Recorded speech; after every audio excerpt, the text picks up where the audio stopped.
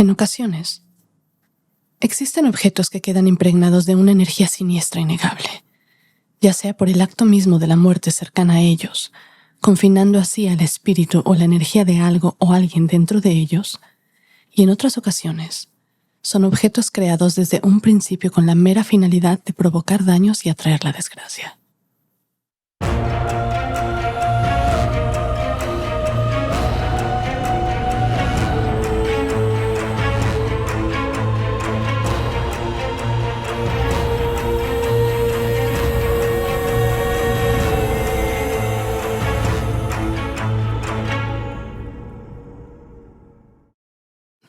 Les damos la bienvenida a Oraculto, un podcast oscuro de historias ocultas y no tan ocultas de México y el mundo, en donde platicaremos de fantasmas, terror, misterio, fenómenos paranormales, la noche y sus criaturas.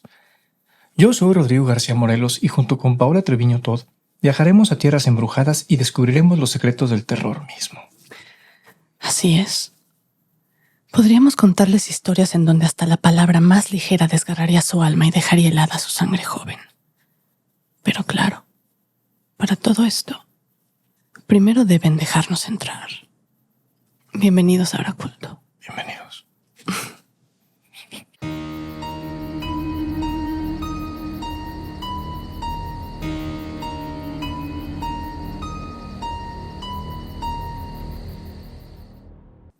Hola Paola, ¿cómo estás?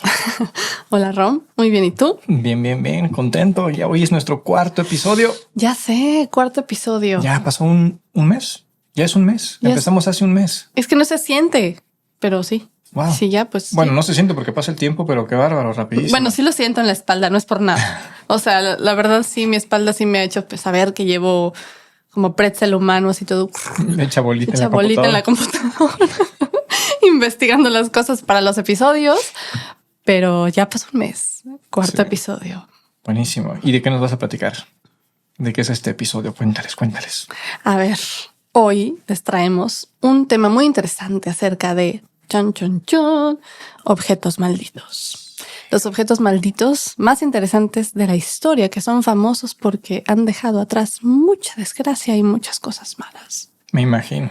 Pero qué padre y interesante. Sí, había muchísimos de dónde escoger, ¿eh? Pero bueno, empezamos. Eso. Bueno, pues ahí va. En ocasiones a nuestras vidas llegan objetos especiales. Objetos que se cuenta que por su simple naturaleza atraen la buena suerte, la buena fortuna. Objetos que a través de la historia han sido catalogados como amuletos. Amuletos de suerte como el famoso billete de $2, el trébol de 4 hojas, la patita de conejo, o amuletos que nosotros mismos escogemos como son las piedras preciosas o los cristales protectores, ¿no? Y creo que de todos he tenido alguno. Yo también, creo que el pasado, de hecho, en el episodio pasado traía un cuarcito. No, era un, ¿cómo se llama? ¿Un selenite? Sí, tú eres un selenite, pero yo he hablado de la patita de conejo. ¿Tuviste patita de conejo? Alguna vez tuve una pata de conejo cuando estaba llavero, chiquita. ¿no? Sí, todos hemos tenido un llavero. Pero me daba mucha cosa. Peludita. Horrible. O sea, la verdad es que porque estaba chiquita y medio babosa. La verdad es bueno, que lo babosa parece y lo patita de chiquita gatito. también. Por eso, no, yo no sé ni cómo fregados. Bueno, ya saben, qué fregados. Creo que me lo dio mi papá. Gracias, papá, por la patita de conejo. Digo, sí me ha traído buena suerte, pero a la hora ya no la tengo desde hace un chorro. Me traumaste. Pero todos hemos tenido, ¿no? El billete de $2. También creo que en la cartera traigo uno, de hecho. No sé ni para qué ni por qué sirve. No Porque en ocasiones no es como que, ay, qué buena suerte traes económica, con tus $2 ahí metidos en la cartera. O quizá podría ser peor, quién sabe. Bueno, quién sabe, esos $2 te pueden salvar de algo. Bueno, pero la cosa es que nunca lo vas a usar. Como es un billete de buena suerte. Eso es lo que se siente como que... O sea, oye, necesito $2 para algo. No, espérate, ese es el de la buena suerte. Ese no me lo voy a gastar. Entonces, pues y nomás es buena suerte porque es raro, ¿no? Pues no realmente si porque sea de la buena porque todo el suerte. mundo tiene uno en la cartera.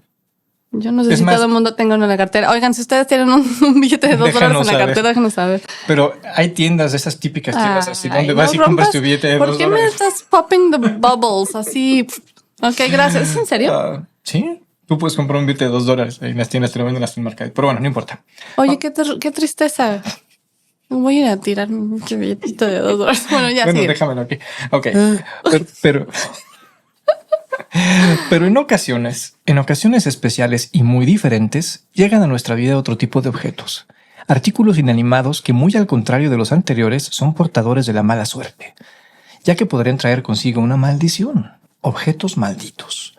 Objetos que provocan catástrofes, daño, mala suerte e incluso la muerte a sus propietarios o de la gente que tienen a su alcance. Aguas, aguas, Eso aguas. sí. Objetos que se han convertido en leyendas, que han sido testigos y posiblemente los autores de algunos de los sucesos inexplicables más funestos que hayan sucedido jamás. Estos objetos malditos, que pueden llegar a ser cualquier cosa, una joya, un sillón, un cuadro, un libro, un vestido, han sido el centro de atención de coleccionistas y famosos por igual. Pero ¿qué pasa si la patita de conejo es un objeto maldito? Porque uno no sabe y quizá esa estaba maldita. Pues ya platicaremos de eso entonces. Cero suerte. Pero bueno, para algunos, estos objetos han sido una obsesión, una insaciable necesidad de tenerlo, quizás solo para demostrar o simplemente descubrir si en verdad están malditos o no lo están.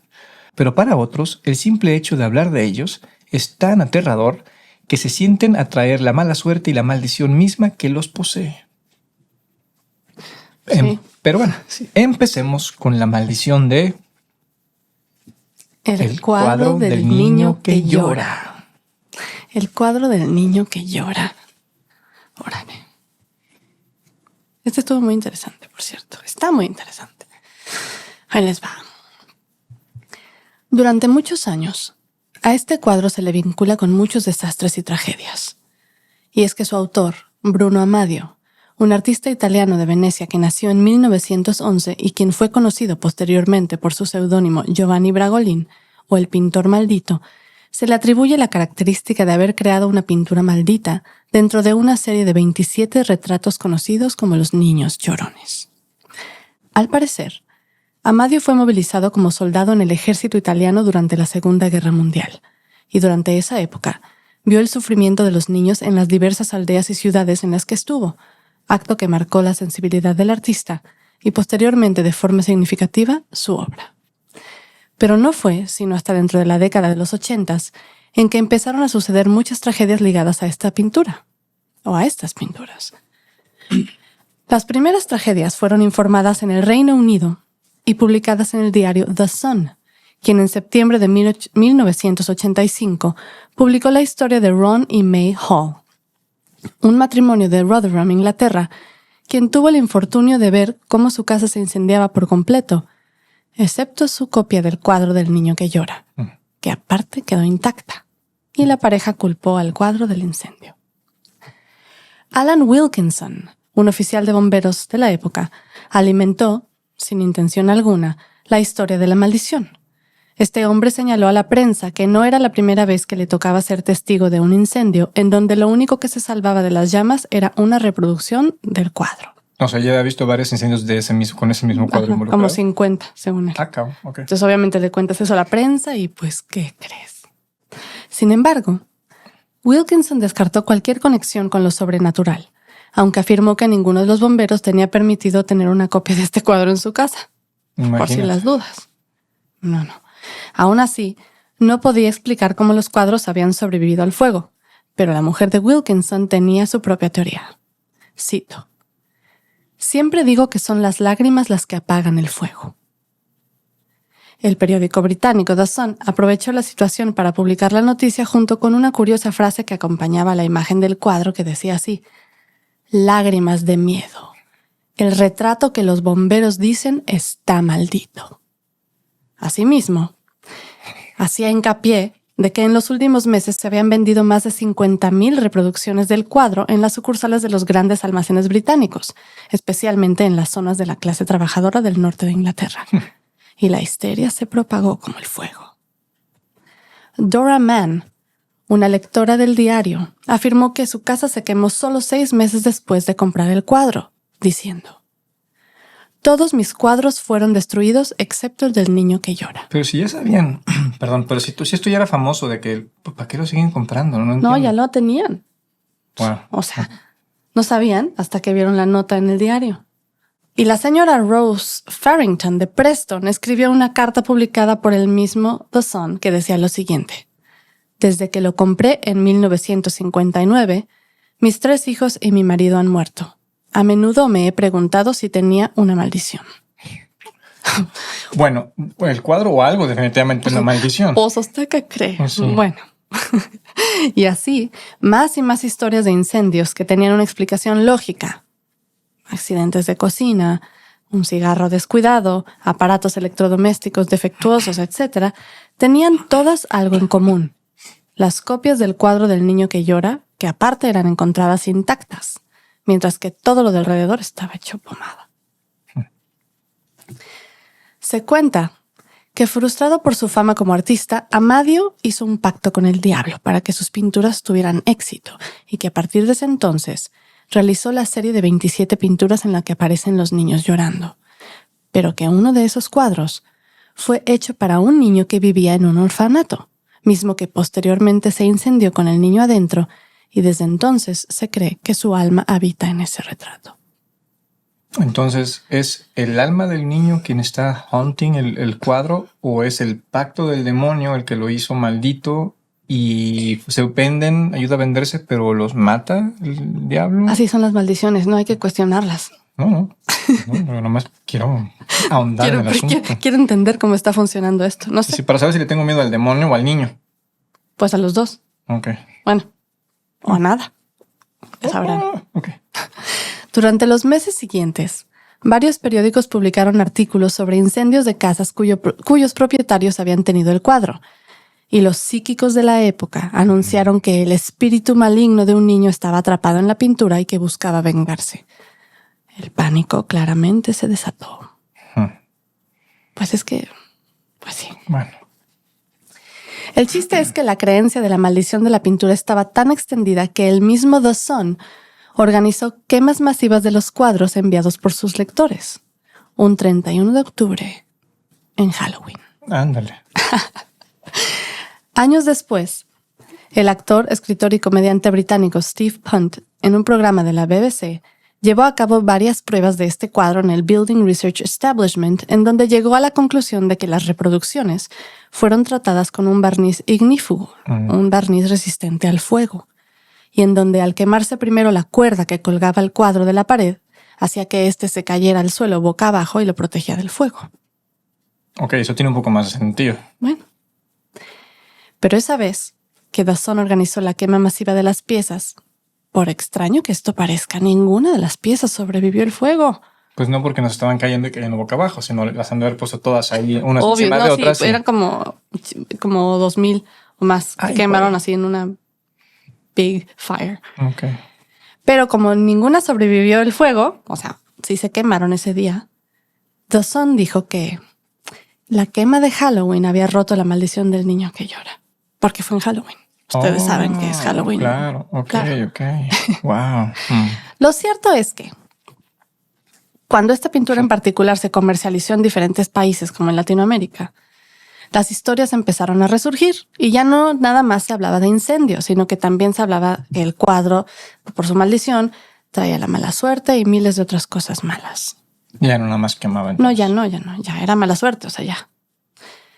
Aparte cuentan que si se gira el cuadro a 90 grados, la imagen se volvía monstruosa porque parecía que un pez estaba devorando la cabeza del niño.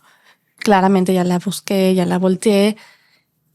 Y sí más o menos se ve un pez que se está comiendo la cabeza de un niño. Con un poquito de imaginación, pero cuando me la enseñó Paola, que me dijo, oye, a ver, ¿qué ves aquí? Me tardé un poquito en, pues, así un como, cuadro al revés. ¿Por qué volteas el cuadro? Y yo, y de repente ¿qué ves? Me dice, bueno, pues fíjate que se dice que parece que un pez monstruoso está comiendo. Ya cuando te dicen qué es, pues claro, lo ves ahí un poquito y claro. Sí, entonces ya parece lo que... pero es, ahora sí que es buscarle, ¿cómo es? ¿Patas a la araña o qué?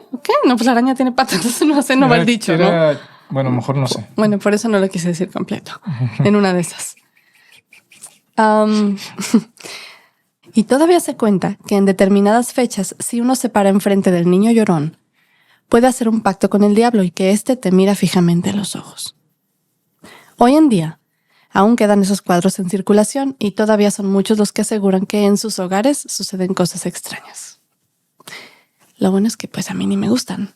Tan re feos, la verdad. Lo siento en el alma, pero no me gustan. ¿Quién quiere tener un cuadro de un niño que ni siquiera es tu niño llorando en tu sala, güey? ¿Quién? Mis abuelos. Okay. Te juro que tienen uno. Yo no sé si sea realmente de parte de los 27 retratos de la... No, porque ya se hubiera quemado la casa. No. Bueno, pero es que este es diferente. Por eso no sé. Y la verdad es que no he visto las 27 pinturas. En internet hay algunos. pero sí se parece, o sea, trae muy onda. Le voy a hablar a mi abuelo a ver qué dice. Pero era un niño, o es el cuadro de un niño llorando, pero está pintado de payasito. Uy. Y Dios, siempre me dio como mucha qué buena cosa. Combinación. No, sí. Bueno, no le tengo miedo a los payasos. Hay gente que sí. Pero siempre me dio mucha cosa y yo de chiquita lo veía y yo decía, bueno, pero ¿por qué llora este niño? ¿Y por qué está vestido de payaso? ¿Por qué está pintado de payaso, vestido de payaso y por qué llora? Los payasos son creepies. Aunque no te den miedo, son creepies. Y un niño llorando es creepy. Y luego en un cuadro junto, vestido de payaso. Un niño vestido de payaso, pues no sé. Creepy. Súper creepy. Ya les aviso, le voy a hablar a mi abuelo, de verdad, le voy a preguntar, oye, ¿quién te supone que es el autor del cuadro del niño llorón, payaso niño llorón que tienes? Y entonces, bueno, no sé. Espera que te diga quién es. Ojalá y no sea el mismo. Ay, bueno. Pero bueno. Mira, si sí es el mismo, mejor que no vea este episodio porque se va a sugestionar. No, ni le muevas. Lo raro está en que no nada más era el cuadro original, ¿no? Porque a veces uno supone que ciertas piezas son las que tienen la maldición. Claro, no. Sino son las litografías / copias, pósters, reproducciones o lo que sea, total, ¿no? sí, claro. Entonces el almita de ese niñito se va partiendo en miles de pedacitos y va pues maldiciendo a toda esta gente, a todas esas personas que compraron su copia. Por supuesto. Uy. Pero bueno. No es el almita del niño, es Satanás, all powerful Satan. Oh, Daddy. Ok. Bueno, Oh, God. les vamos a platicar de otra. La historia de una joya siniestra, valorada en $250 millones, conocida como el diamante Hope. Ouch. Se trata de un diamante de color azul, también conocido como el Tavernier Blue, diamante azul, piedra maldita o diamante de la esperanza, con un peso estimado de 45.52 quilates. ¡Auch! Enorme. Que pese a su belleza, quienes lo han poseído o custodiado se dice que han enfrentado a la tortura, a la decapitación, el suicidio y la vergüenza. Numerosos rumores señalan que el diamante Hope ha sido el culpable de las terribles desgracias que le han ocurrido a cada uno de sus dueños, haciendo que tras ella corra una maldición en donde se asegura que su precio es en realidad la vida. ¡Ay! ¡Auch! Gracias, no, gracias. Siempre no. Sí, no lo quiero. Su historia empieza hace muchos años en la India, dentro de la mina Kollur, cuando un comerciante francés llamado Jean-Baptiste Tavernier, a mediados del siglo XVII, realizó 6 viajes a la India en búsqueda de diamantes y encontró esta gema entre los años 1660 y 1661. Entonces, 6 viajes a la India. Ese cuate estaba obsesionado, dedicado a encontrar diamantes. Es pues que antes lo hizo, ¿no? Se encontró una piedrota. Es que en esa época India era donde estaban todos los diamantes. Bueno, pues, y pues lo encontró, lo logró. De acuerdo a la leyenda, no te acuerdas de la película de lo lograste, el elfo. Bueno, es otra cosa. Ay, qué menso, qué estupidez. Sí. Bueno, no salgamos del tema. Nada que ver. Pues sí tiene que ver, porque sí, bueno, ya está bien. Bueno, es que, ok, never mind. De acuerdo a la leyenda, el Tavernier Blue fue tallado por una antigua deidad del sol y había sido robado del ojo de un ídolo esculpido en honor a la diosa hindú Sita, esposa del dios y avatar Rama, y que Tavernier, al quitarlo de la frente del ídolo, cometió un terrible sacrilegio, y por eso una terrible maldición recaería sobre los futuros propietarios del diamante. O sea, ¿qué hace robando? Como en las tumbas egipcias. Sí, no lo hagas. Que no veía películas en esa época. No había visto las películas de Nicolas Cage. ¿De Nicolas Cage? ¿Cómo se llama el otro? ¿De Brendan Fraser? De Brendan Fraser. Esas son las main. Bueno, las momias.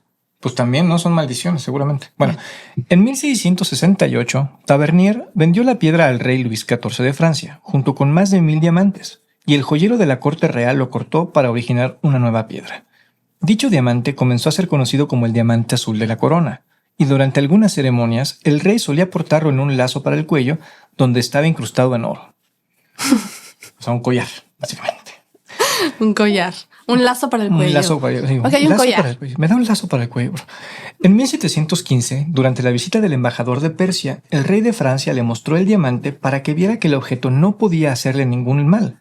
Pero Luis XIV murió ese mismo año. O sea que al final sí podía hacerle algún mal. Murió de otra cosa. No, fue el diamante Hope. Ok. No. Ok. Fue el diamante Hope. Sí. Es el diamante Hope. Bueno, esta joya se fue heredando hasta el reinado de Luis XVI de Francia, quien le regaló el diamante a María Antonieta de Austria para que le agregara a su colección de joyas. Durante la Revolución Francesa, en 1792, mientras ambos permanecían en prisión, el colgante fue robado. Uno de los responsables, el cadete Guillot, lo llevó a la ciudad de Havre y después lo transportó a Londres con el fin de comercializarlo. 4 años después del robo del mismo, Guillot fue encarcelado cuando intentaba venderlo. Bueno, se quedó 4 mala años. Suerte o no, anyway. 4 años se quedó con él. Y pues quién sabe qué tan bien o mal le iría. Lo de haber empeñado y de ahí sacaba... No sé, una lanita. Una lanita y así. Algunos culpan al diamante Hope de la muerte de María Antonieta y algunos eruditos creen que el azul de Francia fue usado para sobornar al duque de Brunswick de Alemania para que no invadiera Francia. ¿Será cierto o no será cierto? Puede ser. Pues digo, sí. Lo tengo muy... Bueno, lo de los sobornos... Sí, claro. Yo estaba también, ahí, sí, pero sí, lo tengo como muy blurred. En 1812... el diamante fue ofrecido en Londres por un joyero a un traficante de diamantes, quien se dice cortó y talló la joya hasta los 44 quilates. O sea que empezó en 45 y cacho. 45 puntos, ajá, y luego ya va en 44. Anyway, sigue siendo una piedra totota, una buena lana. Esta se vendió después a un hombre a quien su hijo se la robó. Típico, sí. O sea, aguas con los hijos. Sí, hijos ladrones disfrazados, o no sé cómo me has dicho. Un hombre que al poco tiempo del robo murió y que su hijo, el ladrón, se suicidó tiempo después. Te juro que no fue por culpabilidad, ¿eh? No, remordimiento lo dudo mucho. No creo. Se cree que de ahí cayó en manos del rey Jorge IV del Reino Unido, y la muerte del rey también se le atribuye al uso de este diamante que había sido incrustado en su corona. Pues anyway, todos se iban a morir, ¿no? Eventualmente. Pero bueno. Pero ya para el año 1839 pertenecía a la adinerada familia del banquero de Londres llamada Hope, y de ahí su nombre actual. Thomas Hope llevó el diamante a su familia, y tras su muerte, la piedra fue la protagonista de una serie de disputas testamentarias y bancarrotas familiares. Claro, todo el mundo queriéndose comer el pastel que deja el pobre muerto. Después de la familia Hope, perteneció a una empresa de joyas que la vendió a un hombre que actuaba en nombre del sultán de Turquía, que luego tuvo problemas financieros y la vendió una vez más a otra empresa de joyas. Y así, en 1920, el diamante cayó en las manos de Pierre Cartier en París. No. Y aquí la verdadera historia de la maldición, según esto. La verdadera historia de la maldición. Solo por si acaso de lo del hurto del ídolo no haya sido cierta, pues esta sí ya va a ser la real. Pues dice así. Cartier quería vender su diamante azul a un miembro de la clase rica emergente en Estados Unidos, y sabía que para hacerla súper especial y pedir un precio mucho más elevado por él, había que inventarle una historia. Algo siniestro, algo oscuro, algo así como una maldición. Claro. Aparte de la maldición, Cartier también realzó la joya añadiéndole 16 diamantes blancos pequeños que le dieron el aspecto que tiene hoy en día. O sea que si lo ven hoy, fotos de hoy, es porque Cartier la metió a mano y lo dejó bien bonito, con sus 16 diamantes blancos. Hacia alrededorcito. La historia del diamante maldito encandiló a Evelyn Walsh McLean y a su esposo Ned de Washington, D.C., y los McLean compraron el diamante por aproximadamente lo que sería hoy $4.5 millones. Pobrecitos. Ahí les sobraba el cambiecito. Qué barato. Okay. Sí, qué barato. Se dice que Evelyn había llevado el diamante con un cura para que lo bendijera, y que era muy común escucharla hablar acerca de la maldición entre sus círculos sociales. Claro, así de, uy, no, y este objeto está maldito. Claro. Wow, me imagino que porque esto le daba un je ne sais quoi, y la hacía mucho más interesante, ¿no? A ella. Claro. No a la piedra. No, ya sé. Pero de repente, su hijo de 9 años muere atropellado por un coche justo frente a su casa. Y el New York Times no pudo evitar mencionar la maldición de la gema al informarle del accidente. Sí, pues sí. Otra vez. La relación entre Ned y Evelyn terminó en divorcio. Pues sí. Ned se volvió alcohólico y fue internado en un psiquiátrico. Ay, no, por favor. En la Castañeda. No, ¿verdad? Ay, no. Eso no es cierto. Fue internado en un psiquiátrico y su hija murió de una sobredosis a los 25 años. No, bueno, estos güeyes, pero mal, todos. Pues es que ya ven. El dinero corrompe. Sí, está canijo. O sea, que a lo mejor sí estaba medio maldita la gema. ¿O no? No, pues quién sabe. Pero bueno. Y ya en el año 1949... Harry Winston, el comerciante estadounidense, compró la joya y exhibió el diamante Hope en su corte de joyas, una colección de gemas expuestas en diferentes museos e instituciones de Estados Unidos. A mediados de 1958, Winston optó por realizar algunos cortes geométricos en el diamante, con el fin de incrementar su brillo, y más tarde lo donó al Smithsonian National Museum of Natural History el 10 de noviembre de 1958. y lo envió en un sobre de papel estraza por medio del Servicio Postal Nacional. Así fue normal, lo mandó en un sobrecito. Con mucha confianza. mucha confianza. Yo no mando ni un CD. No, se lo roban. Ya nos ha pasado. Pero bueno. Cállate, sí nos ha pasado. Habían leído que el pobre cartero que recibió el sobre, al año de haber entregado el paquete, le cayeron una cadena de desgracias horribles. Un camión le aplastó la pierna, su mujer se murió de un ataque al corazón y su casa se incendió. Pues que eso no le pertenecía al cuadro. También igual tenía el cuadro el señor. Usaron el mismo carrier. Bueno, el chiste es que este diamante azul maldito, desde que cayó en las manos de Tavernier, ha dado mucho de qué hablar. Y sí, en efecto, ha visto mucha muerte, traición, sufrimiento y avaricia por parte de quienes lo han tenido. Es en esta misma gema en la que se inspiró James Cameron para la piedra preciosa Corazón del Mar que aparece en la película Titanic. Entonces esa piedra que Rose al final esa piedra avienta. Bueno, no avienta. Cállate. Ubican la escena de Titanic en donde Rose, al final, bueno, si no la han visto, sorry, super spoiler, avienta la gema o la tira así muy linda y nomás hace como un... O sea, estás tirando $4.5 millones y haces... Sí, no. Cállate. Bueno, como tortuguita, pues. Sí, pero ¿por qué tiene que ver la tortuguita? Bueno, ya no voy a repetir la tortuguita. A ver, si quieren buscar el video baboso de buscan la tortuguita, la tortuguita, los ruidos que hace la tortuguita cuando está muy contenta. Bye, se acabó. ¿Ok? back to business, guys. Porque, ok, pero sí, hace Rose cuando avienta la piedra al mar. Velo. Ok. A ver si no se nos ahoga aquí en Nosferatu. Ok. Bueno. Esto que les vamos a platicar a continuación está muy cañón y no es un objeto maldito. Por el momento, es más bien una idea, un concepto. De hecho, un concepto muy común en nosotros los humanos. El hecho de darle a cualquier cosa un poder absoluto, quitándonos a nosotros mismos la responsabilidad de nuestros actos, porque es mucho más fácil culpar siempre a cualquier objeto o a alguien más por las cosas que a veces nosotros mismos ocasionamos. Como los incendios, por ejemplo, ¿no? Que acabamos de platicar en el caso de los cuadros del Niño Llorón, incendios que fueron ocasionados por descuidos y no necesariamente por el cuadro, o la maldición inventada de Cartier, que me imagino muy en el fondo, al saberla, pues te mantiene como muy aware de que nada más estás esperando a ver cuándo te cae la maldición de la cosa que tienes, ¿no? Sí, sin fijarte que puede ser por cualquier acción que hayas cometido, claro. En lugar de que sea tratamos objeto maldito. De encontrar algo acerca de este concepto y hasta eso de en verdad no encontramos mucho, pero mientras hacíamos la investigación para este episodio, nos topamos con esto y es lo más acercado a lo que nos referimos. Se los voy a leer. Dice así.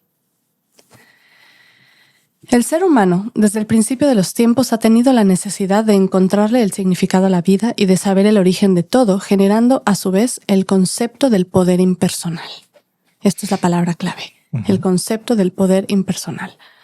Uno de los más interesantes y extendidos fenómenos religiosos es la creencia en una fuerza, influencia o poder generalizado e impersonal que existe de modo invisible por todo el universo y que puede ser poseído en algún grado por los dioses, los hombres, la fuerza de la naturaleza y los objetos. Objetos que pueden llegar a albergar el poder de la muerte, de la suerte, de la felicidad, de la destrucción y hasta el poder de la reanimación de la vida o de la resurrección. La noción de un poder impersonal es una especie de principio explicativo usado para dar razón de experiencias que se salen de lo corriente o de acontecimientos que no pueden ser explicados de otra manera. Los indios algonquinos, por ejemplo, quienes son un grupo de pueblos nativos de Canadá, Estados Unidos y del norte del estado mexicano de Coahuila, utilizan el término Manitú para indicar el poder impersonal que no solo se le aplica a los seres sagrados, los dioses o los espíritus, y a los practicantes religiosos, a los sacerdotes y a los chamanes, sino que también a todo lo que es extraordinario, asombroso o inexplicablemente insólito. Es aquello que obra efectuando algo más allá del poder ordinario de los hombres, fuera de los procesos comunes de la naturaleza. Sí, está cañón. O sea, este concepto... Pues sí, totalmente. Let it sink in. Totalmente. Era muy importante hablar de este concepto porque sí nos puede dar como un mayor entendimiento de cómo es que funcionan, o más bien hacemos funcionar los objetos o estas cosas en nuestra vida, ¿no? Los objetos malditos. Suerte, malditos o lo que sea, es porque estamos depositándoles nosotros. Claro. Nosotros le estamos dando el poder, literalmente, y haciéndolos culpables de cualquier cosa que suceda. O sí, en lugar de hacerse los responsable de cualquier cosa, ¿no? Así es. Bueno, y ahora sí, ya que estamos en estas. ¿Qué digo? No, claro. Pero eso es algo como un ejemplo que siempre pongo, y no es en afán de ofender a nadie, pero la religión, normalmente la religión cristiana, la religión católica, están rezándole a Dios o le agradecen a Dios por las cosas buenas.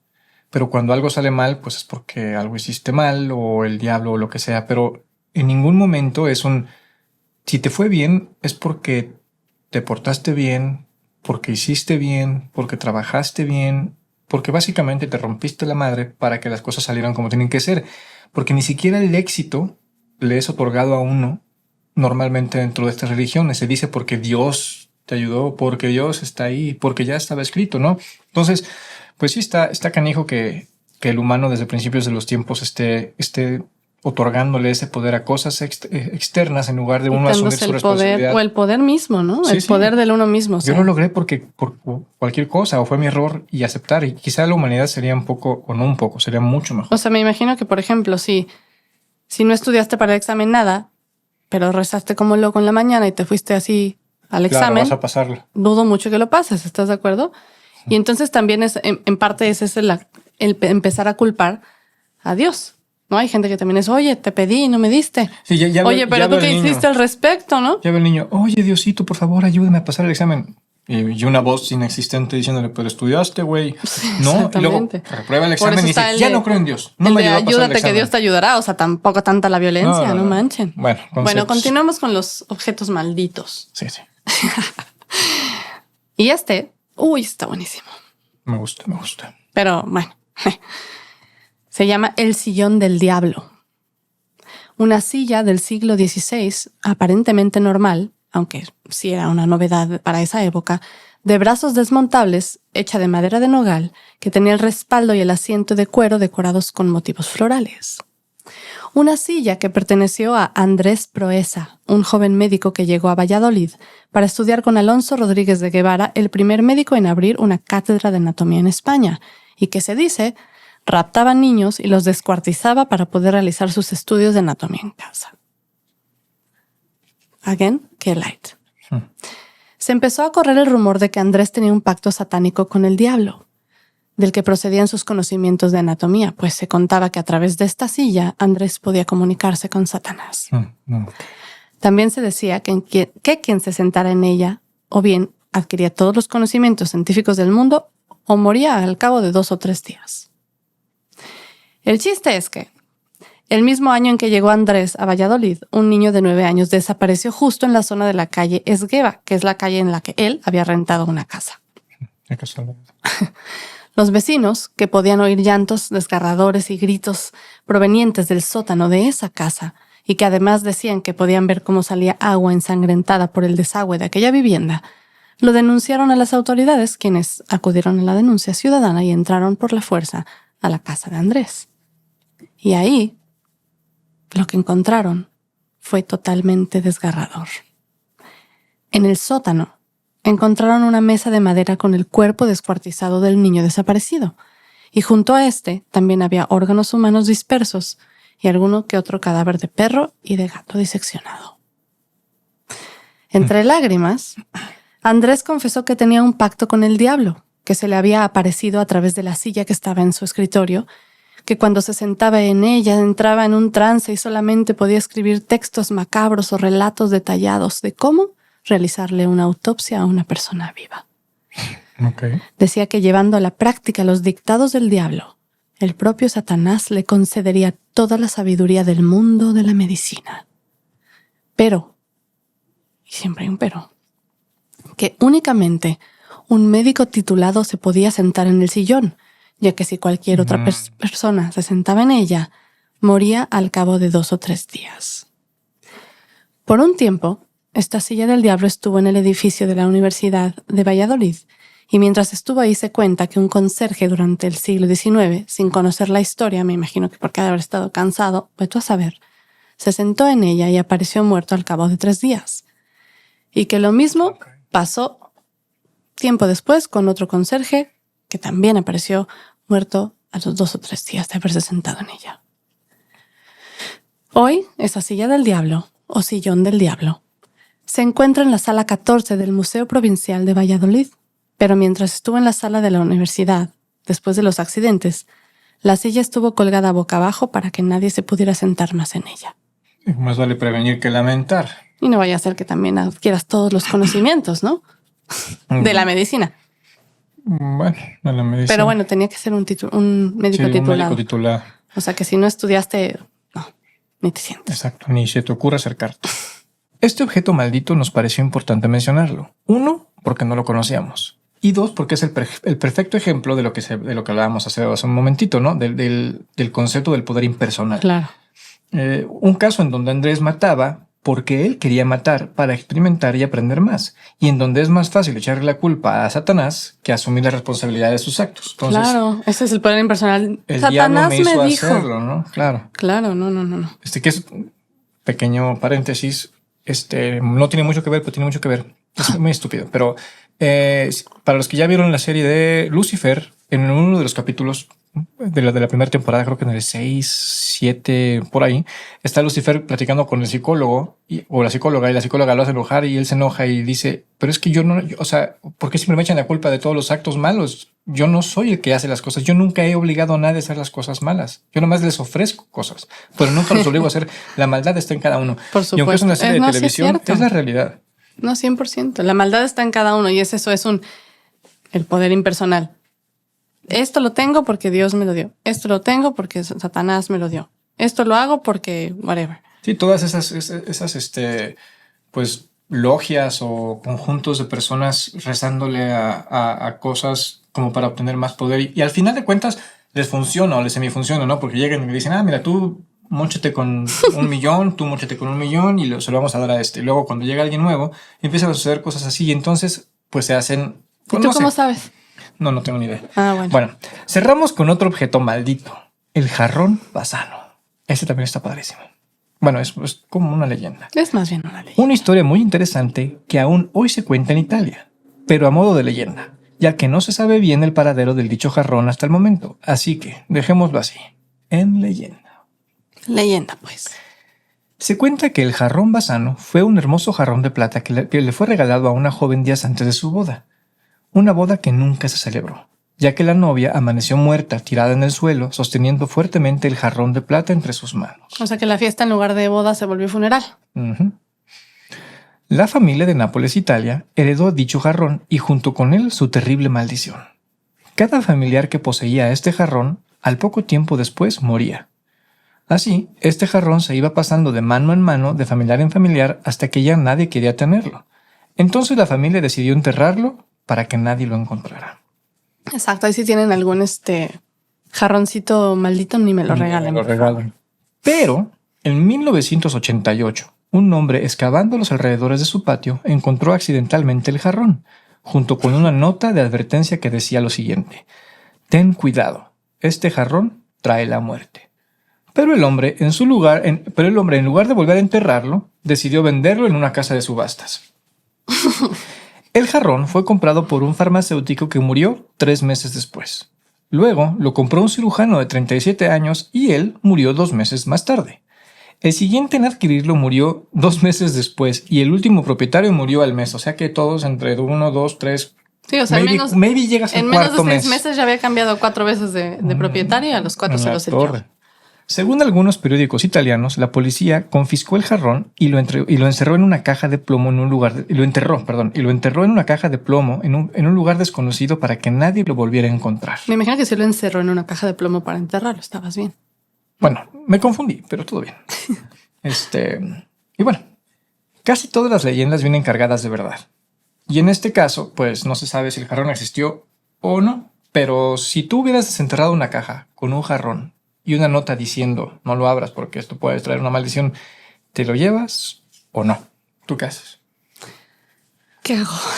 Depende de qué tan supersticiosa o tan lucky me siente ese día, yo creo. No, la neta sí me lo llevaba. Yo pensé que ibas a decir, depende de qué tan urgido esté de lana, porque pues si es de plata, No, obviamente, lo puedo vender, ¿no? Claro, no, sí me lo llevaba. Probablemente me lo llevaba, pero no le tiraba la nota. Ahora sí que porque Pues tendría más la nota si lo vendo para así. venderlo como Cartier con la historia de... Claro, sí, claro.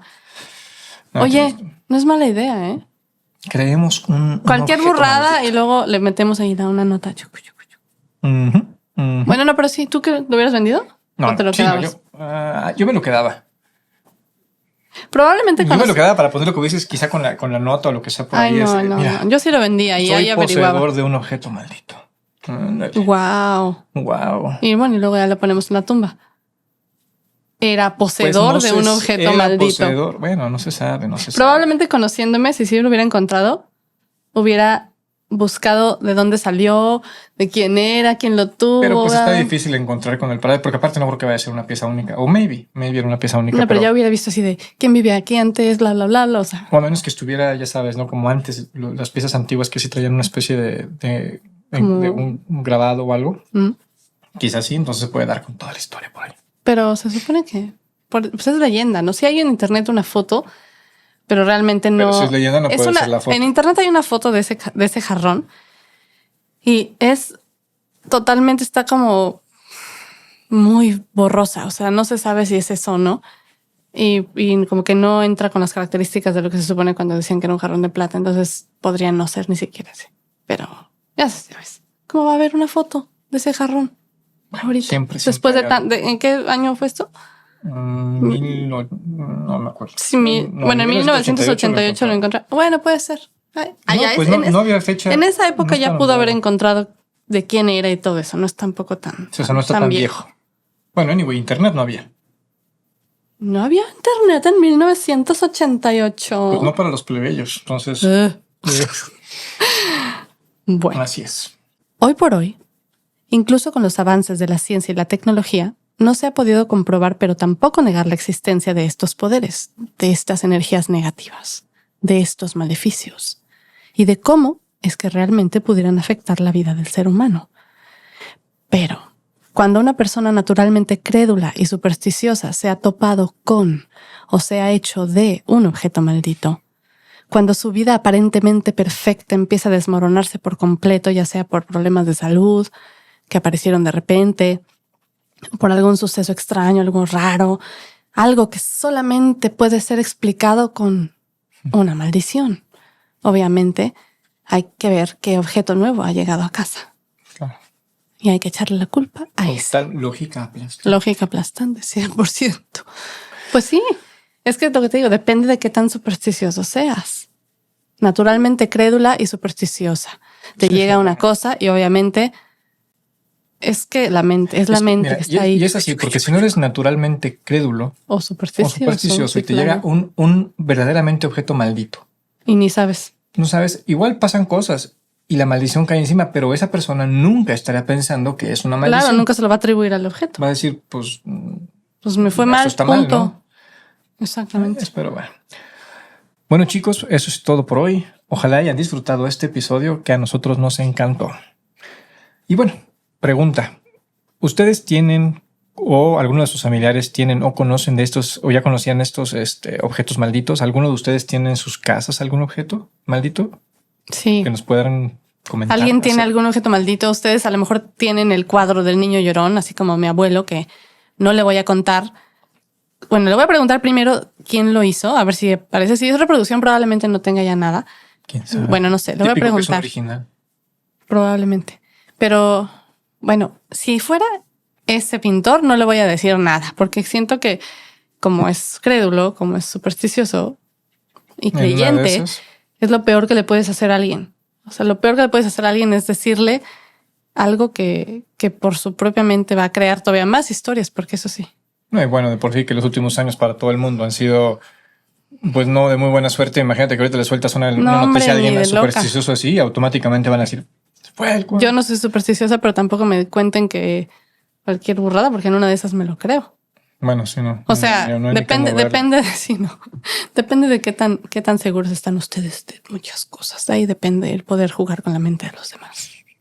Así es que no se dejen. Cierto.